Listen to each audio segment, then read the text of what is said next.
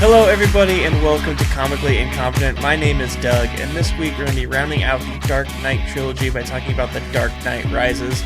My guest this week is third-time returning champion of the Dark Knight Trilogy, Adam. How you doing? Doing great, man. I'm glad to finish out this series. Not happy that it's over, but happy that it happened. Exactly. Exactly. Love to talk about it on the heels of Dark Knight last week. That was a fun one. I can't wait to jump into this one. How you doing, my man? I'm doing good. I have a lot more opinions about this movie watching it now than I did when I saw it, I think, in theaters the first time back in 2012, which we'll get into more. But, I think the best way I can put it is, in not a bad way, this movie is absolutely ridiculous. Yes, yeah, and I think I like that they didn't try to replicate exactly the Dark Knight. There are very similar scenes and sequences, and I think it kind of follows kind of a general template that the Dark Knight followed, but I like that they kind of left it separate, never even mentioned the Joker in this movie. Yeah. The only characters that we're really bringing over that were a big part of that are obviously, the deceased Harvey Dent and Rachel, just kind of in their impact and kind of how this new Batman is going to unfold. Yeah. And it's sometime after, right, The Dark Knight. Yeah, that this 8 movie years, starts, I think. Right, it's 8, yes, yeah. Yeah, which I thought was interesting. Yeah, they completely glossed back over The Dark Knight by going in. A lot of what this movie has to do with is kind of the fallout from The Batman Begins in a way. So it's interesting that they kind of went back to the first one to kind of really move this plot forward. But before we get too far into it, why don't you give a quick introduction of the beer that you'll be talking about at the end of the show? Yeah, absolutely. Got it right here. This is the actual beer. Here's the actual can. It's from a brewery in Longmont, actually not too far from me. That's where I'm located right now. It's called the Lightshine Hells. Hells is a German-style beer. It's pretty fun. I like the name for Lightshine Hells, obviously for the prison where, Bane banishes Bruce to. Bunch of history there. He kind of calls it the depths of the hells, but the light at the top of the tunnel is what, keeps everybody jumping. Rise. The description is it's a light, sweet finishing Bavarian influenced lager, but, I'll talk a little bit more about it at the end of our convo. Sweet. So, just kind of getting right into this movie, I remember being so out of this world excited to see this movie to a point where I remember my sister was a swimmer. She had a swim meet in Vegas at the University of Las Vegas. So my buddy and I were staying there, and I remember the trailer came out when we were there, and it came on the TV, and I lost it. I was so beyond excited for this movie, and this first trailer had the chanting, and they're like, what does that mean? He's like, rise. And Bane is there, and you're like, this is so cool. But then when the movie kind of came out, it was so interesting to see the changes. I think the biggest change was they throughout every trailer, I think, and the final product of the movie, Bane's voice is different. I don't think they ever fully nailed down what they wanted. Yeah, changed it a little bit more than Sonic the Hedgehog's CGI. I think it was really hard for them to kind of settle on a style, especially coming on the heels of The Dark Knight, where the Joker's voice is so powerful, and then you have another villain that you're not trying to replace what Heath Ledger did at all, but has to carry his own weight in this movie. I think what they settled on was fine. I don't think it was the best. It didn't sound like he was there, it all sounded like it was done in post, which was pretty telling at times when he's 10 times louder than everybody else with no megaphone or anything. I just thought that the audio balancing was a little weird for that. I do like the style that Tom Hardy brought to it. But like you said, could have been a little bit better. I was watching it on my TV, and I couldn't decide if I should turn the volume up or down, because every time everyone else talked in the movie, I had to turn the volume back up, and then Bane would talk, and I was like, Jesus, I had to turn it back down again. Right, you're like, whoa. And I remember being in the theater, and when you have surround sound, dialogue comes out of the front 3 speakers, the front behind the screen, the 2 on the front. And I remember Bane talked, and you're just kind of like, it's coming out of everywhere. Oh my God, why is it coming out of every speaker in the theater? I like that larger than life quality. I just thought it could have been a little bit more polished and fitting. Yeah. Kind of with everybody else there, and it's talking about the opening sequence. I thought this was a great opening sequence. It's never gonna touch the opening sequence of The Dark Knight, but we can only compare those two, for so long. But like immediately when he talks, you know, it's booming and loud. But he's in a plane. You know, like you shouldn't be able to hear anything. The plane is like ripped in half, flying through the air.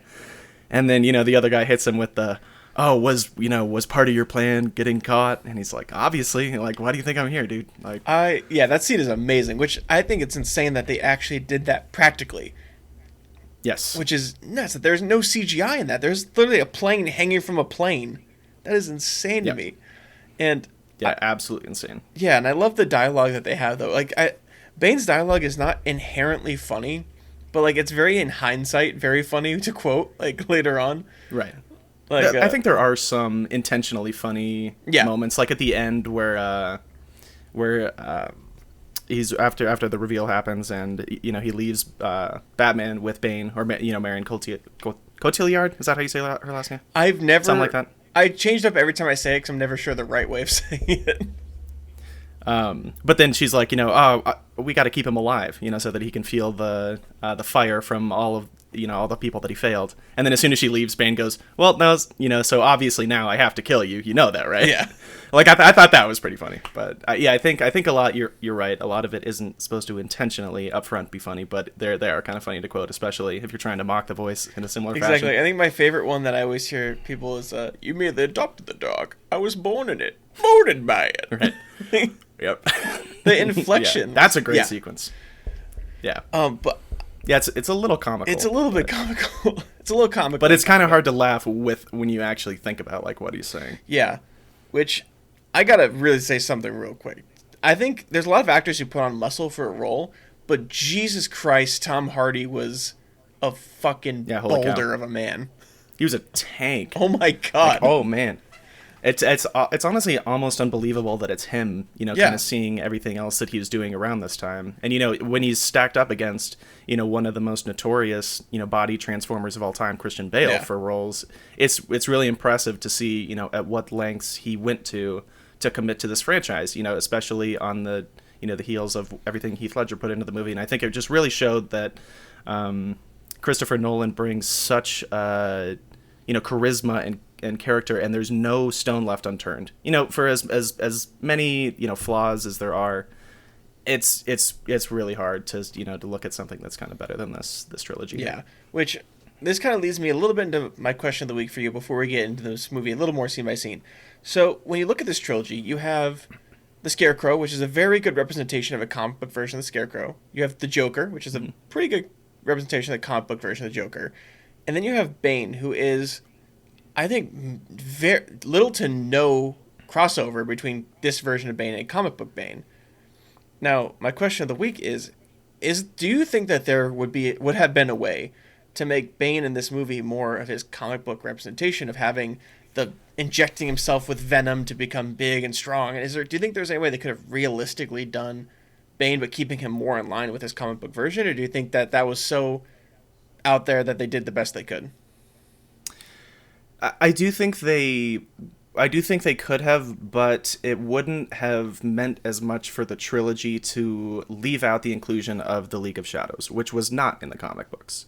And so, and you know, taking that into consideration, that kind of, I think, took over the story. You know, and I think we got a lot of the comic book villain in The Dark Knight, and then now we're kind of returning to what, you know, Christopher Nolan's legacy, you know, what he kind of wants to leave on the Dark Knight, you know, movie. And I don't think it's ever supposed to be a direct representation. Yeah. You know, like we have Lucius Fox, we have Catwoman, but she's kind of bad and then loves him at the end. And then, you know, we have Joseph Gordon-Levitt, who, you know, he hints at the end that he's, ooh, Robin. Yeah. You know, like we have these little stuff here and there, but I don't think it would have played to their strengths to try to literally represent Bane as he's seen in the comics. Okay, yeah. Because I remember when the trailer came out and I was like, that's not Bane though. But then I think taking that comic book version is so over the top that I think they did the best what they could. I think, could there have been a way to add the Venom in? Probably. But then, like you said, it would have taken away of what this story was really about, which was, interesting enough, taking Batman, a comic book story, and Christopher Nolan adding in these, like, well, not Christopher Nolan, I know it's in the comics as well, but seeing more of like a class issue and like real world issues with a Batman like cover on it, I thought was an interesting way of making these movies. Whereas like we have these Marvel movies now, which is the only thing you can really compare it to, where it's its own thing. There's really not a whole lot of like real world issues that we're adding into this. So I thought it was interesting that Christopher Nolan Right. would bring in real world issues, because by this point we'd already had this came out the same year as the Avengers. So like we've seen the two sides of it, of the Avengers being this out there fighting aliens movie, and the Dark Knight, which is taking something very out there and making it, I think, a lot more accessible to what could happen under like certain circumstances. Avengers, was it the second one where Tony flies up into the black hole closing? No, that was the first one. That was the first one. Okay, because I mean, these movies are very similar with that exact sequence. That ending, yeah. At the end of the movie, Batman flies away with the bomb, that's supposed to detonate a massive city, right? It's New York and Marvel and Gotham, which is kind of the dark, New York and DC. So it's really it's interesting to see. I don't think it was a copycat move. It seems like that was kind of the only way. Yeah. For that to go down, unless they would have just defused the bomb, but then that would have been pretty boring. Yeah, definitely. Plus we lose that on that almost post credit scene with Alfred at the end, which is really fun. But yeah, it is interesting to see kind of those side by side storytelling, and especially the different directions that both the DC universe and the Marvel directions take moving forward. So getting more into the movie, we kind of talked about the plane scene. I think that opening scene was, I think nothing can compare to the Dark Knight opening scene, but I think this movie did a good job making a very, very memorable opening scene that was just cool. Like, that's the thing that we were talking about last week on the Dark Knight. It was really just cool, and this one's so cool as well. Yeah. It reminded me too, though, of and I think there's a lot. I think the trilogy as a whole, and watching it back to back like we have been, is very showing of how calculated every sequence is. In this scene, like we talked about last week, there's a dinner sequence. In the opening sequence here, the plane scene, we have all the masked guys, and reminiscent of when they bring the Joker in. And then he's like, "How about alive?" It feels very theatrical, and I think Christopher Nolan is great at that kind of, it's almost like a play. It feels so seamless. And like you said, watching these kind of back to back, or like I said, that you kind of really see all of those little hints that he kind of pulls in and puts in, over time. Which their next big scene we get is now they're at Harvey Dent Day, 8 years after the death of Harvey Dent, ending 8 years after the Dark Knight, at Wayne Manor, and they're you have all these rich type people, and they're talking about how the mayor's gonna dump Gordon because he's a war hero, but they're in peacetime now, and I thought it was interesting bringing the politics. Exactly. Yeah, like bringing the politics of it into it, and then this is where they introduce Anne Hathaway as Catwoman, which I was not the biggest fan of Anne Hathaway as Catwoman. I think Catwoman was a great addition. I'm not the biggest Anne Hathaway fan, so I thought she did fine, but I just think they're in the next Batman movie they have Zoe Kravitz, and I think she's gonna be great. Mm-hmm. I like her as an actress. I think she's gonna be great as Catwoman. I didn't think that Anne Hathaway did the best job, but I liked what she brought to it. I think she brought a really interesting part to the role of Catwoman.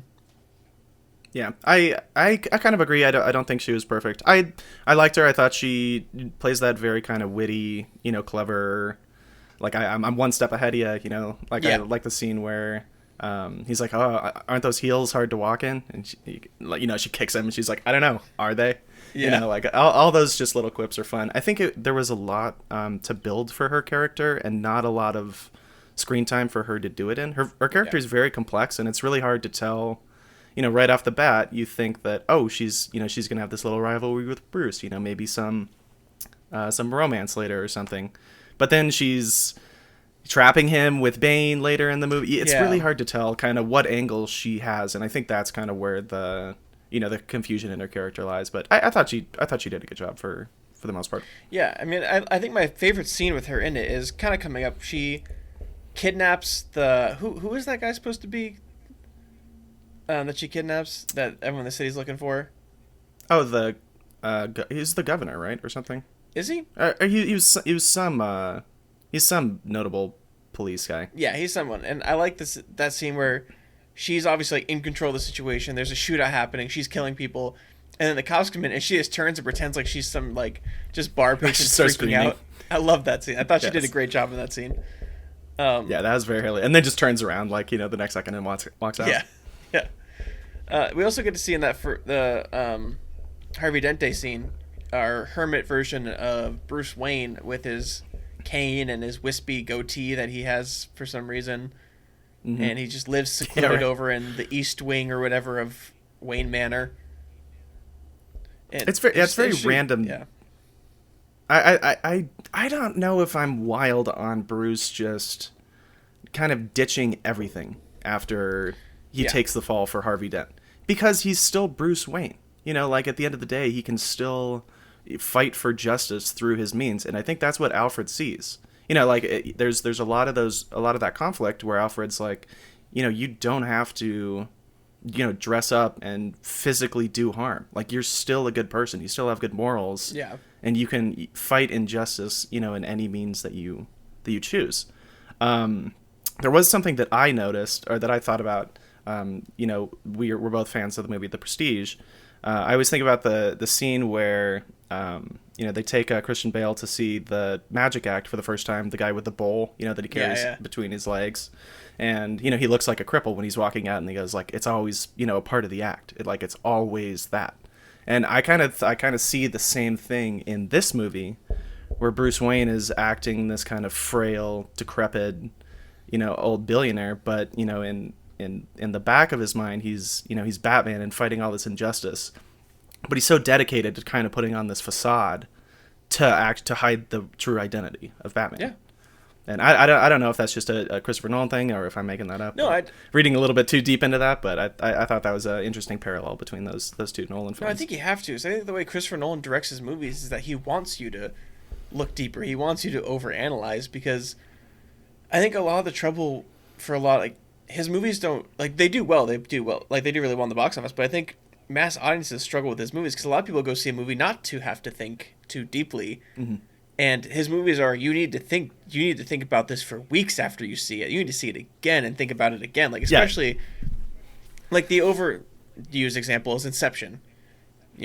Was it all a dream? Was the top gonna fall at the end of the movie? And that's kind of the way he directs. I think that's the same kind of thing what you're talking about here. He wants you to look at that and draw those parallels. Whether you're right or you're wrong, that's what he wanted you to do in the first place. Right. As I think it's kind of fun. Yeah.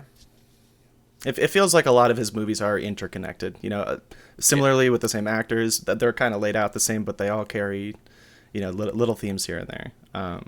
So yeah, back to the movie. We're talking about decrepit Bruce Wayne. He's he finds Catwoman stealing his jewels, the family jewels, and then she leaves, and that's really all that he has from her until he kind of pulls back in the detective Batman, that we know and love, and is kind of starting to get back into the swing of things. Yeah. Which then we kind of go into meeting Joseph Gordon-Levitt, Officer Blake, who now he has that kind of interesting relationship with Bruce Wayne. He already knows Bruce Wayne is Batman. And basically, I like that he confronted him. I like that he wasn't afraid. Like, I like Joseph Gordon-Levitt a lot as an actor. I think he did great in this role. And I think he brought that a really nice confidence as that rookie police officer, that young go-getter who's not afraid to go up to Bruce Wayne's face and say, "Hey, I know you're a vigilante who kicks people's asses in the middle of the night." Yep. Yeah. Was this like one of Joseph Gordon-Levitt's breakout roles? I feel like. I mean, I feel like he was kind of. I don't think so. No, I can't remember a lot that he was in before this movie, or maybe I just hadn't followed him too closely. I agree though. I think he's kind of that fun. He's got that spunk to him, and he kind of gets under. It's the. I can't remember all the rankings of the officers, but the other guy who at first just wants to catch Batman. Yeah. Who later is hauled up inside his house, but he's kind of getting under his skin. He's like, are you seriously just gonna you want to jeopardize everything to go for the Batman and leave Bane, like the terrorist who just held a couple hundred people hostage here? Yeah. He can kind of see through that that political bullshit and just kind of go directly for the cause. Because, well, I mean, not everybody knows that Batman is not, wasn't supposed to take the fall for Harvey Dent. Only he knows that, but he can only play so much in his role. Yeah. Which going back to Joseph Gordon-Levitt, the only big roles that he had before this was 50-50, Inception, and 500 Days of Summer. So, yeah. Okay. And so he's pretty notable. Yeah, he was like not the biggest star. I think this was like what put him in like big like having his own like lead roles, because he co-starred a lot before. Like 500 Days of Summer co-starred with I'm blanking on her name. I know it because I literally just finished watching all of New Girl again.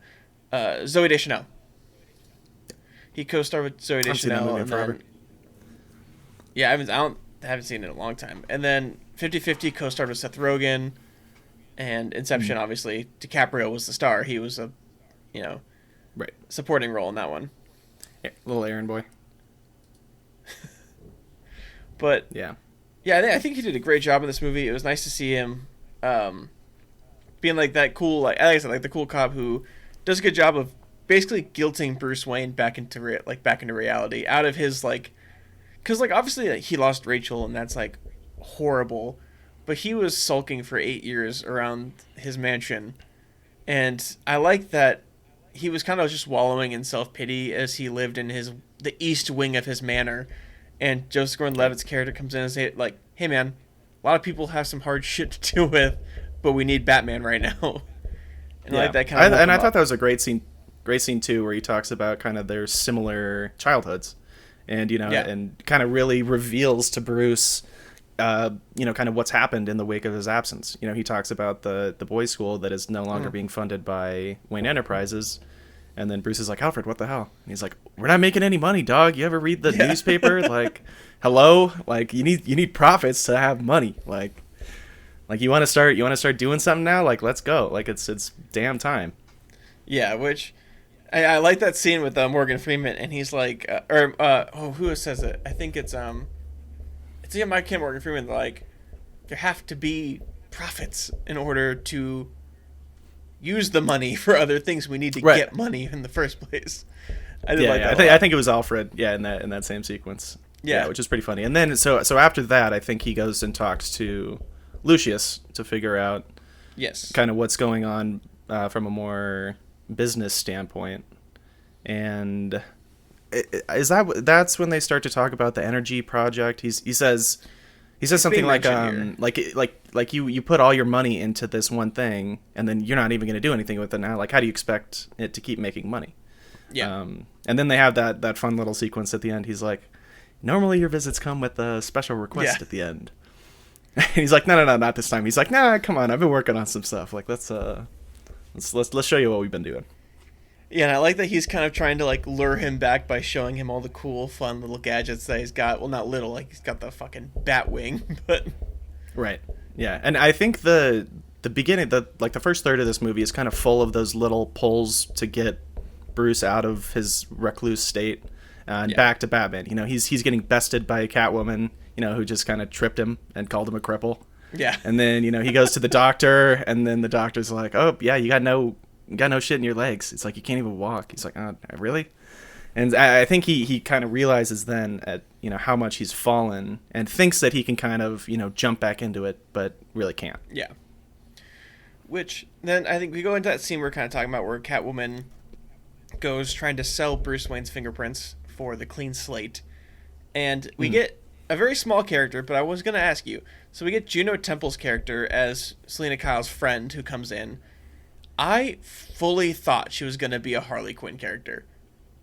Like, the blonde just girl? a short reference. Yeah, because Juno Temple looks like she would play a really good Harley Quinn. True. Yeah. I don't know. I think it might have been a fun nod had they called her Harley or something, or maybe she like pulled up on a Harley or something, just like a little nod at that. Yeah. I think that character is tied so inherently to the Joker that it would have raised more questions than it answered, or that could have been answered. Yeah. Since they didn't choose to include the Joker in this movie for obvious reasons. Yeah. But yeah, that scene's very fun because you start to see Anne Hathaway, like in the scene you mentioned earlier, where she's screaming in tears, and then just kind of turns off to the side. Once she kind of realizes that she's not going to get what she came to get, and that's a very obviously uncomfortable position for her, who is used to just kind of taking men for fools. Yeah. And in this scenario, it's kind of played inversely on her. Yeah. And the scene kind of leads into when Gordon goes down into the sewers and is attacked by Bane's men, who they're starting to kind of, something's going on in the sewers, and they're kind of leading you into that idea. And Gordon's put in the hospital, or no, he's not put in the hospital yet. So he's then dragged down to Bane. Mm-hmm. And I love that scene when you first see Bane, which is, I think, the scene where I was watching it when, Jesus Christ, Tom Hardy's jacked. When he's just like crouched over, and they bring in Gordon's chest is just he like gets up and turns around. You're just in awe. You're like, yeah. And this is where you start to see how vicious he is, because like obviously the opening scene is very intense, but this is when like he's just killing random people. He has the plan, right? He's a lot more like outwardly. Like the Joker was like, I don't have a plan, but like we talked about, everything was very scripted, whereas he had this whole idea. And that scene where Gordon tries to escape by going into the sewer, and Bane just walks up and he's like, follow him, and then just shoots the guy, and like he falls in and like puts the tracker on him and shoots him. It's crazy. So good. Yeah. And then with that other guy, the other henchman that he has there, he's like, search him and then I'm gonna kill you.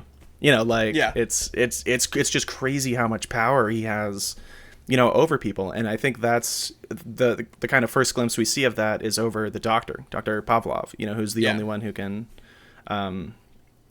disarm the bomb or arm it, and to do whatever you want with the energy saver. But because you're just like, why is this guy, why is he going to do this? If he's the only one in the world who can do this, like, what does he have against him? And it's later revealed that, it's his kids that he has. Bane says something about like your children or something. And then that's why you're like, oh, he's doing this to hopefully, keep them alive. Yeah. Which is, crazy, that just kind of mental power that he has over people. Yeah. And I think the next big scene we get, we have Bruce talking to Gordon in the hospital, and he has that scene. It's like, we needed you, and then you were gone, and the whole thing. Mm-hmm. But we get Bruce going to that gala, which is then where he's confronted by Marion Cotillard. Yep, sure, we'll go with that. And, until we pronounce it next. Until we say it a different way, wrong, did it next time. Yeah. And she confronts about the clean energy project, and there was just so much going on in the beginning of this movie that they kept kind of bringing in different aspects, like now it's this, now it's that, and I don't know, I remember being a little, like, I couldn't follow everything perfectly the first time I saw this, and I don't know if that's just me not being smart enough to follow it, but there was a lot kind of going on at the beginning of this movie, a lot that took place in those 8 years that we didn't get to see that are then being referenced in this movie. Right. But we never I had to totally see it, agree. There's no movie on it. Right. And it's kind of hard to imagine, how Wayne Enterprises could have fallen so far in 8 years, and how Bruce could have become so out of touch. It is very kind of unsettling to throw us just right back into this. I'm not sure if we talked about this before, had Heath Ledger not passed, unfortunately, if he still would have been a part of this movie, and I think so. So I think there was a lot of rewriting the script and story, and I think a couple of those expositions for what was supposed to happen in this movie kind of fell by the wayside in just kind of a scramble to get together kind of this epic finale to this trilogy. Yeah, which I think when you look at, I think maybe the original plan was to do 3 separate villains, but I think when you had Heath Ledger play the Joker so well, I think it, obviously terrible that he wasn't able to be in the movie, but I think it worked out for the trilogy that they had a separate villain, because I think you can't have Heath Ledger play the Joker only partially in a movie. He is too good to just be like a beginner villain at the start of the movie and then leading into Bane as the main villain, because then you're going to be in the movie and you're going to go, no, bring back Joker. Like, I don't care about Bane anymore. Like, Bane had to stand alone to be appreciated, I think. Yeah, I think it worked in The Dark Knight with Cillian Murphy reprising, the Scarecrow right at the beginning. Kind of just a little close, a little bow on Batman Begins, and then, we're running right into it. Like you said, I don't think they could have done that in The Dark Knight Rises. You'd be like, no, like, we want more, we want more Joker, but it's unfortunate, you said, but kind of, worked out for the trilogy here. Yeah, and because this movie is like 3 hours long, I'm gonna jump ahead to what I think is the next big important scene, the stock exchange scene, where Bane goes in, they attack the stock exchange, and they have that massive chase through the city where Batman finally comes back and he's on the Bat motorcycle thingy, which I just have to say about that Bat motorcycle, I think it's so fucking cool every time the wheels roll sideways. That's so sweet. Yeah, that's awesome. Like it's got to be so easy for him to parallel park, like wherever he needs to go. he just pulls up and then boom, right on in. Yeah, that's a really fun scene. It kind of starts poking at Bane's ultimate plan. Is to kind of take down the bureaucracy, and kind of just shed light on how Gotham is kind of fallen, and kind of trying to give power back to the people. I love that the sequence where the guy's like, there's no money here, like there's no money for you to steal here, and he's like, well, why are you here then? And then just like grabs his key card and plugs it in. That's a really intense scene too. Most hostage scenes in movies are going to be pretty intense. I love the chase at the end though. When they leave on the motorcycles, Bane kind of pulls away, but then, they're all gung-ho about getting Batman, that they don't even care about him. They kind of just let him go by the wayside. Batman eventually stops, the guy who had the tablet right when the thing finishes. Like, shucks, like 30 seconds earlier, and we would have been fine. But then we get the epic escape, at the end where he goes down the alleyway. They're like, oh, is he stupid? And then just flies out like over everybody.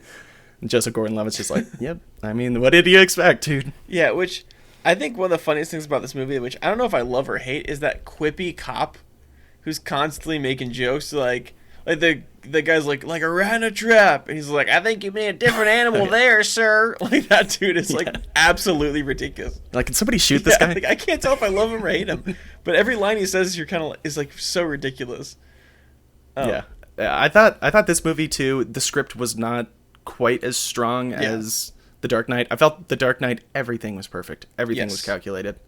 But this movie, it fell a little short, like that the first line in the movie where he's like, was getting caught part of your, obviously. Or like at the end when, Batman returns and he's like, so you've come here to die with your city. He's like, no, I came to stop you. Like, I hated that so much because that's such an epic moment for just such a lackluster line. But, and those moments are far and few between. Yeah, but I think one of the ones I think of the most though, like one of the cringiest scenes for me, like as far as like dialogue written, is when Catwoman has Daggett on the roof and she's like, where is it? And he's like, oh, you mean the clean slate? And he gives exposition by fully explaining what the clean slate is, which I'm like, you both know. Like, I get you're telling us because we don't, but it's just cringy when like he's like, you mean the thing that erases any information about anyone who's ever committed. It's like, I get you're telling us. That's what he's talking about. Yeah, like as if the name for it wasn't obvious, and like clean slate is pretty telling of exactly what it's gonna do. Exactly, like that's a very obvious term. Exactly. I was just like so cringy with that scene because I'm like, you're forcing so much exposition. It doesn't need to be said. Then you have Batman up there. He's like, they just don't care, and like you can tell Christian Bale hadn't done the voice in a hot minute. Yeah, no, it had definitely been a little bit. I think for everybody to jump back into the Dark Knight. That's why there was so much. I think just chaos. Yeah. The other beer I was looking at for this week was called Wreck Havoc. Yeah, oh my god. And I was like, I mean, because this movie is just all over the place. Like it's very kind of hard to linearly follow. Especially with Marianne, Cotillard's character. I think I said it differently there, but whatever. Because she's like a love interest / a CEO competitor, and then is taking over Wayne Enterprises. Yeah. And then, for her ultimate reveal at the end, it's just, there's so many plot lines that are just kind of out there. Yeah, which I think Watching it this time, though, there was one plot line that I think really stood out to me of the idea that Catwoman and Bane and all them, the rich get richer and the poor get poorer.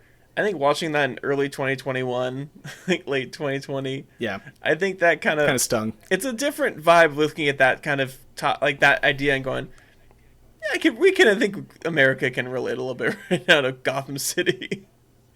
Oh, absolutely. Yeah, and it's kind of crazy because as extreme as, Bane's measures are, or Ra's al Ghul in the first movie, Joker not so much. He's there just to kind of create chaos and like literally just get under Batman's skin. But the other two kind of have they have an idea of what they want the future to look like. Their way of going about it is extreme. It's very extremist and terrorism, but like you can see where they got their intentions from. Yeah. So after we have that big chase scene, going through, I think so they shot like 5 different cities to make Gotham. Like there's one at the end of the scene where they're on the roof and they're trying to get the clean slate, and Bane is on the roof in Gotham, and it's like obviously the Capitol building in New York or in Los Angeles, like downtown LA, which is so funny because I remember like I could see that building from my apartment when I lived there. I was like, that's always Los Angeles. There's like the stock exchange is obviously New York City. They shot in Pittsburgh. Right. They shot like everywhere for this movie, making all the different versions. At Chicago, I know Gotham. A lot for Chicago. The Dark Knight was a lot for Chicago. We got to see a lot more of Gotham in this movie, which obviously was different cities, which is funny if you know these cities and you're kind of like, oh, they're here, they're there. But it was a lot more of like seeing different parts of Gotham in this movie, because in the first one's like the underbelly of Gotham. The second one's kind of like the rich of Gotham, like the higher class of Gotham, and this was like a little bit of everything. This was kind of all over the city. It didn't matter who or what they were focusing on. You were everywhere, which I thought was interesting for this movie. Right, and I love how like you said at the beginning, we get a lot of scenes of kind of the grand scale of Gotham, but as it moves on, and especially, we should probably start skipping through some scenes here, but when we ultimately get to the football scene, where everybody, literally every single person in the stands is wearing a Gotham jersey or whatever. This is like one of the climaxes of the movie, even though it's only about halfway through. Is when all the police go down below because they think it's a great idea to literally get every single law enforcement and kind of put them into they don't even know what they're going into. So I think this is the turning point from the grandiose Gotham to a more confined and claustrophobic Gotham, because it feels very dingy and dodgy from this point forward. After this big reveal, everything collapses, all the bridges are closed, and Bane's using their own military against them to lock everybody in the city. And I think I felt really intense like for the rest of this movie, because you're like, you feel trapped on Gotham with everybody else. There's that one sequence where they try to bring in some special forces. They try to bring in 3 guys disguised as emergency relief fund delivery drivers, and they come in and you're like, oh dang, like they have a plan. They're gonna do something, and then they kill them. In a very public and gruesome fashion. We glossed over a little bit of the fight sequence, or it's hard to wrap this up in an hour, but we're jumping around. So prior to this is the big sequence where Bruce, as Batman, asks to be taken to Bane, as Catwoman's character. She takes him down and locks him in. She's like, this is the only way that I could guarantee that I could get out of here. They have that fight sequence, which is he gets phenomenal sent to scene. I love that sequence, and that felt very comic booky in a way to me, but not like ironically, like not like pow wham, but like you hear the punches, you hear bone cracking. They kind of talk about the theatrics during that sequence that they learned at the League of Shadows. I almost called it the League of Legends. At the League of Shadows, and you get more history behind Bane, and then even more once he exiles him to the prison that he eventually overtook. Which, back to that fight scene, I think that was, I think, one of my favorites, probably my favorite scene of this entire movie, because I think that was the most, I think that was the coolest scene. I think, yeah, Batman fighting Bane, and like 100%. the dialogue, like, what'll break your spirit or your body, and then just slams him over his knee. It was just like, Just oh cracks shit. Yeah.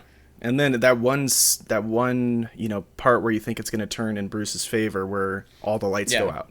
That's his last trick. That's his last line of defense. And Bane says, you think the shadows are going to take me over? Yeah. I was born in this. You merely adopted it. It's like, that's why they betray you, because I own them. This is where I was born. I'm blown away by that scene and like how amazing it is and how cool it is. And I think, like you said, it's very comic booky. It's the most comic book thing I think we get in this entire movie is that scene. I think it's so cool. And then we go into Bane puts him in the pit, and I love that. I think my favorite line though is when he's like, "When Gotham is ashes, you have my permission to die." Like, oh god, that's such a cool line. Like, oh my god, like that whole scene is great. And Batman trying to make the jump, and I do feel bad we're skipping so much, but it's just we have to make it like our time constraint. But yeah, I like here in Batman Begins we talked a lot about the kind of theme going through it is fear. And Bruce kind of getting over his fear of coming into himself as Bruce Wayne. Trying to be Batman. Being afraid of the bats that are flying around that he's always afraid of. But then in this movie, he's kind of lost that fear, but needs to regain it to actually know what he's fighting for. And I think a lot of those sequences, when he's healing over the 5 months, right? I believe. I think so. And he timed that pretty perfectly, within 12 hours to get back. He's like, shit, I got to make this jump like right now. Like, get me up here. Like I'm climbing today. But I think, regaining that fear of losing something, is ultimately, how he gets out of the cave, and he does have to realize that, once he dies, that's kind of the last line of defense. Yeah, I think because the whole point of like the ending of the Dark Knight was that Batman or Gotham has always needed Batman. He's the hero they needed, but not what they deserved at the time. And I think he knew. I think everybody who believed in Batman throughout this movie knew because a lot of the city knew he didn't kill Harvey Dent. Like they had that feeling. They knew that he was right. He was a good person, and I think that's what was going through his head of like, he is, like you said, the last line of defense for the city. There's nobody else anymore. There is no Harvey Dent White Knight anymore. Like the only person who's going to all the cops are trapped underground. Yeah. Exactly. Yeah. Yeah, all the cops are trapped underground, and those that aren't are hauled up and afraid to do anything. They're literally just scared to move.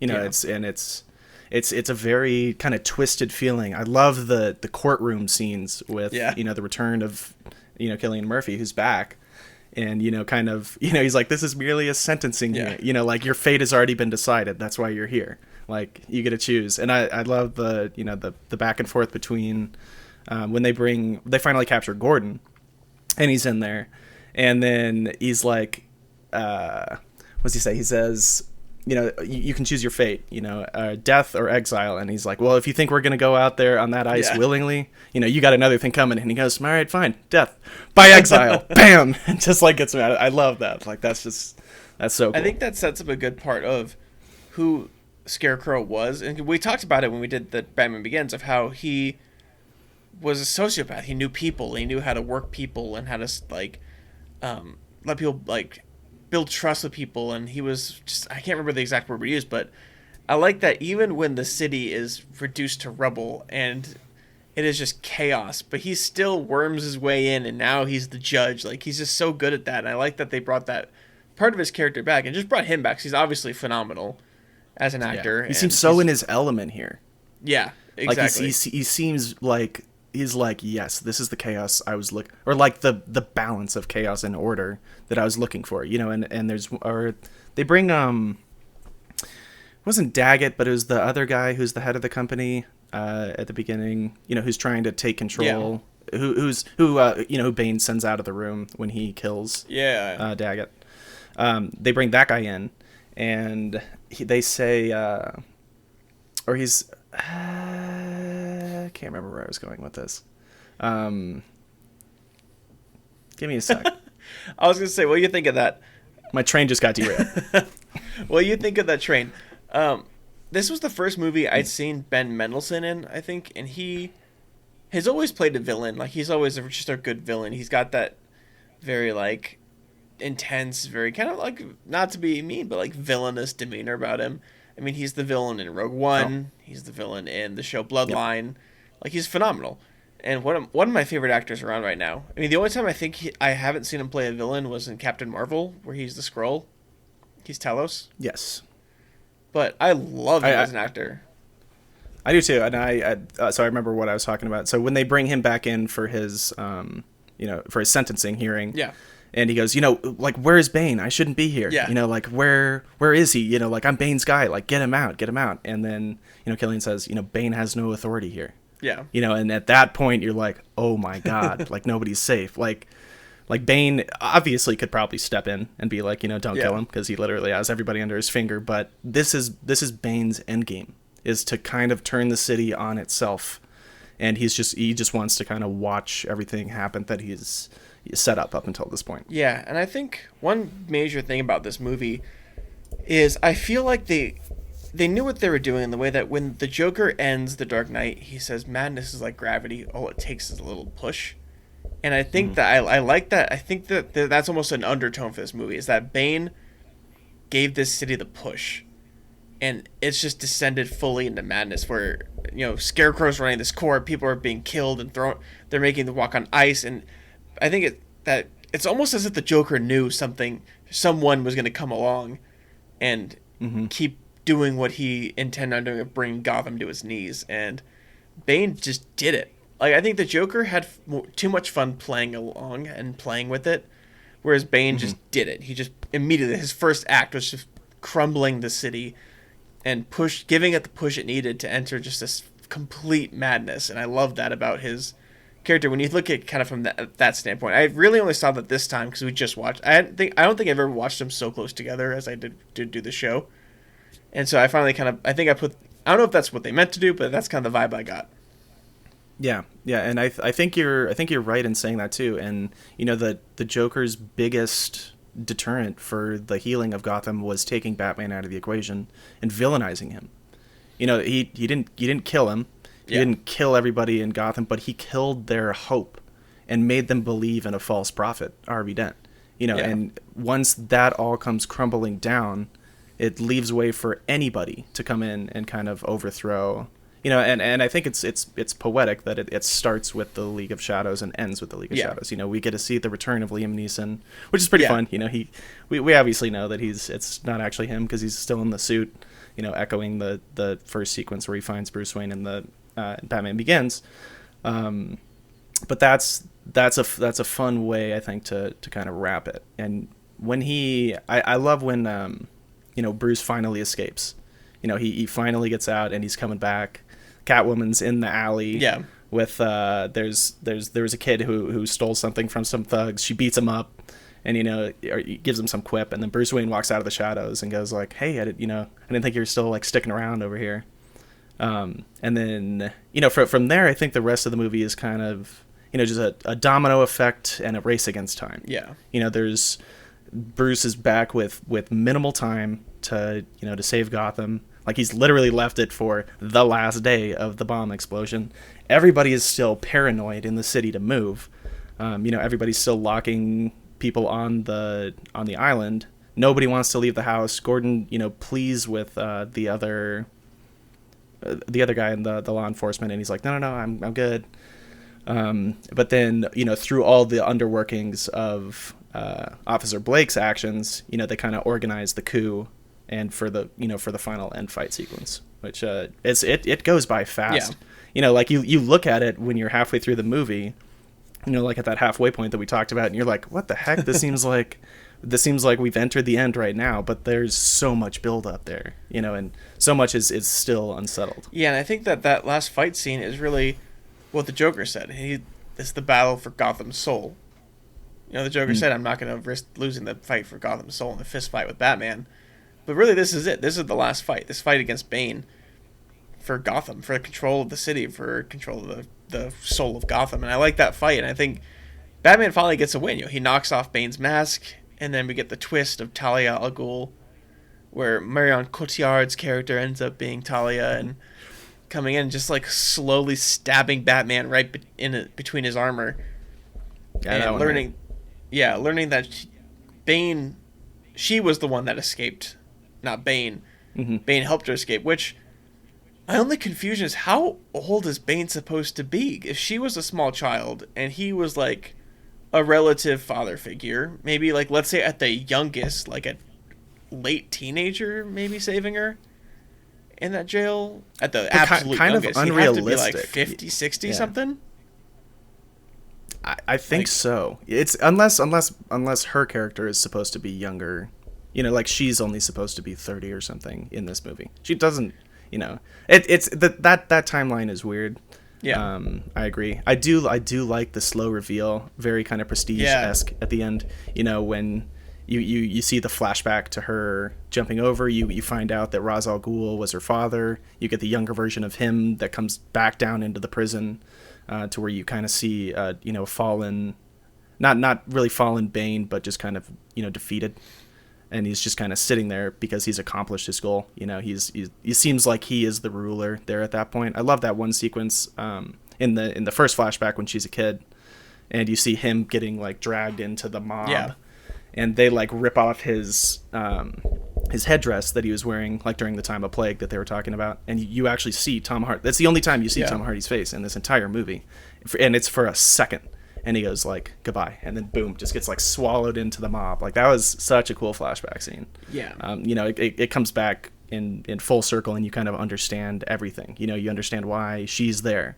Her character, her involvement with the League of Shadows, and kind of Bane's ultimate play in this thing. Yeah, and even though we can't say her name, obviously she's a phenomenal actor. I mean, she kills it in Inception and every other role she's been in, man. She is fun. Absolutely fantastic. And yes, she plays that role so well, and that I like you said, that kind of twist, that turn, that unveiling of who she really is. She played that off so well, and it's so dark when you kind of see that turn in her when she's like pretending to be on his side, then all of a sudden she's not, and like her face is completely different, even though her facial expression hasn't really changed. It's like she put like this darkness over herself, which is fantastic. Mm-hmm. And then this is when Batman, she says like about the bomb, and so Batman gets in the Batwing and flies off, which I want to talk about that scene where Gordon finally figures out who the Batman is, when Batman says something like, it's something as simple as putting a coat on a young boy's shoulders, and then we flash back to Batman Begins. Yes. Yeah. And I like that. Yeah. When you said Gordon finds out who he is. Yeah. Yeah. Yeah, and I like that scene where Batman flies off and Gordon's kind of like, Bruce Wayne? Like, that's like, I love that little scene. Yeah. I think it's pretty impactful too, because he only has a couple, seconds to get the bomb away. Like literally just to tell him that there. That's probably like 1,000 feet that he can get away from. Yeah. Get away from Gotham. But like he and Gordon has such a personal and internal struggle throughout the series, that I think he needs to give him that peace of mind to know that, you kind of saving me as a kid made everything worth it. Yeah. Because, Officer Blake gives him shit, saying at one point in the movie, he goes, when they're fighting and Gordon, he rescues him from the hospital, and he says, you might have to do this one day, when you get older, like somebody else might take the fall so you can keep your hands clean. And he goes, your hands are plenty dirty here. Yeah.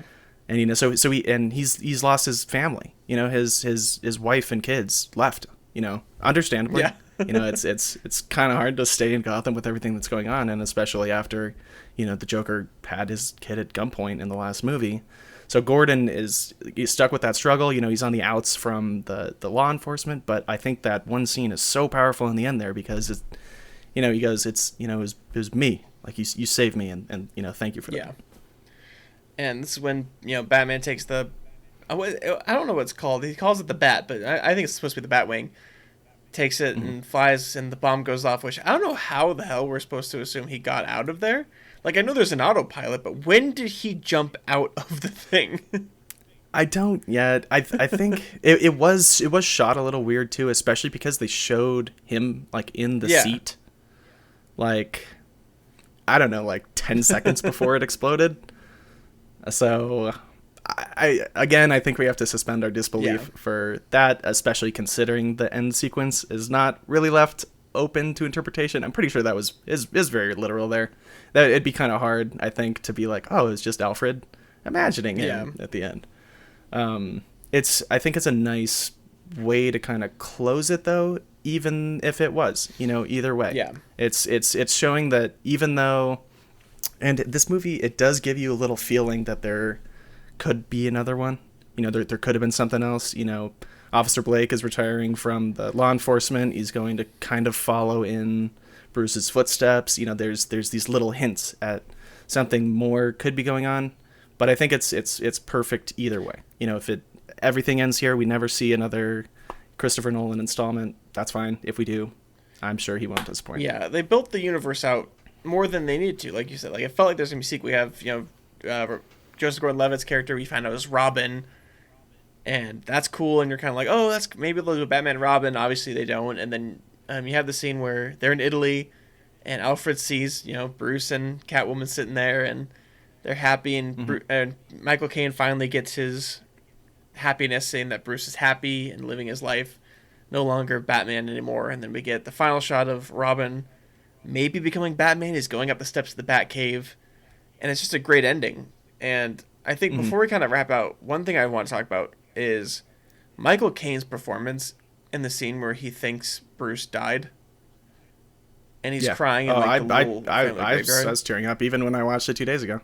Yeah, it's hard not. It doesn't, like, there's no way you're not going to tear up watching that scene. Like, he does such a phenomenal job of making you feel for that loss, and because to him it's the same thing as losing a son. Like, it's the full-on equivalent. Whether he wasn't his dad, but he still felt like he lost a son. Right, and it's so much more impactful coming on the heels of the other sequences that he has in the movie with Bruce. And he says he leaves. He said, "This is all I have left." Like, if I'm not gonna sit here and help you, go out there again, because I think you want to fail. Yeah. I think you want to. I don't think you care anymore about exactly what you started, what your initial motive was doing this. You're just kind of blowing everybody off and kind of blowing smoke up everybody's ass just to give yourself some kind of like redemption, and you're forgetting about the last people that you have, i.e. me, who care about you and who you care about. And I that the sequence where he leaves, and then in the next morning the doorbell's ringing, and he goes, "Alfred," he's gone. That was it. Yeah, before we kind of wrap out and you go into the beers, anything else you want to cover? I know it's a massive movie we've covered a fraction of, but I don't think so. I really like this movie a lot, though. I think it's a great way to end the trilogy. It was a little chaotic. Yeah. And unfortunately, with everything that happened on its midnight release, got kind of clouded. Yeah. And that was all really tricky. Obviously horrible. It's unfortunate that something like that had to kind of shroud everything that this series had been working towards. So important to note that I was really hyped for this movie. I remember the summer before it came out, I went to the Warner Brothers tour in California, and they had two of the tumblers like up on. They just had them like out on the back lot, and I was like, oh my god, like, can we go see that really quick? Because we'd seen the trailers, and just the hype for that was just so cool. And yeah, I think it was a good movie to close out the trilogy. Yeah, I remember it's hard to watch the movie without thinking of that midnight release, what happened, and it's something you constantly think about, And I mean, I don't know if the audience knows what we're talking about. If not, you can look it up, but I don't want to delve too far into it. I know that that was a long time ago, but yeah, I mean, it's just something I think you got to think about when you watch the movie, and think of the people, and hope the best for their families. Mm-hmm. But I think this was a phenomenal movie. I think this ended such a great trilogy, and I think these three movies shaped a lot of what a superhero movie can be, and built a standard now that I think DC movies have not hit since then. And this was the bar, and that's the problem is a lot of DC movies are not hitting this bar anymore, and I think that's where DC is struggling now. I think Christopher Nolan set the bar too high for, like, Zack Snyder's a great director. Don't get me wrong, but I think he's not Christopher Nolan. I think that's the trouble. He doesn't have the same, I don't think, level of I think Christopher Nolan throws himself into the universe, unlike any other, not any other director, but he's one of those who takes storytelling very seriously. Yeah. And then I feel like writes a script and then rewrites it and then writes between the lines, and then goes back and pulls something from the beginning and throws it in the end, and hires these A-list actors who can, who only these people can portray the the story and the vision that he has. And yeah, like you said, I think he did put the bar a little bit too high to his credit. Yeah. So I think that about wraps up our Dark Knight trilogy. You want to go on the beer before we head out? Yeah, absolutely. So it is, I'll show the can again here. So Light Shine Hells, pretty delicious. It's a German-style beer from Wibby Brewing, who's in Longmont, Colorado. They're right off Erie Street, actually about 10 minutes from my house. Oh, nice. Don't come looking for me.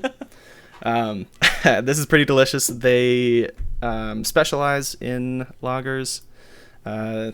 They said they specialize in crafting tasteful lager styles that meld traditional German brewing principles with American-influenced craft brewing techniques. They combine German malts, American hops, and Rocky Mountain water to create innovative recipes. They are open right now. It is kind of tricky because Colorado just transitioned one level down on the COVID scale, so only 25%, a lot of their seating is outside and limited. Still open for to-go beers and stuff. Guys over there are very friendly. I worked with their tap room a couple years ago when I was bar managing at a barcade. Everybody over there is super friendly. I hope they can open back up soon. But in the meantime, always happy to support local. And if you're ever out in Colorado, we gotta do a tour of these, and then I'll get you back on the California side. No, I know. I missed you last time I was out there. But yep, we'll have to, definitely do that. Check out these breweries. And last time I was out there, I went to Avery Brewing. That place is pretty tight. We're gonna have to get something from. I'm gonna have to find a beer from them and then pick a movie based on the beer, not the other way around, because I want to use those guys pretty badly. But I think that about wraps up our Dark Knight trilogy. Thank you guys so much for watching and listening.